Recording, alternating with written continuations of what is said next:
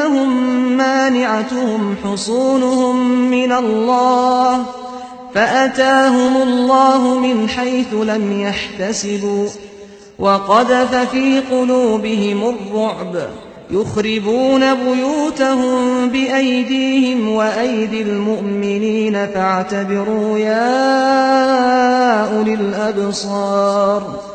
ولولا أن كتب الله عليهم الجلاء لعذبهم في الدنيا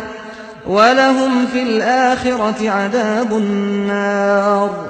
ذلك بأنهم شاقوا الله ورسوله ومن يشاق الله فإن الله شديد العقاب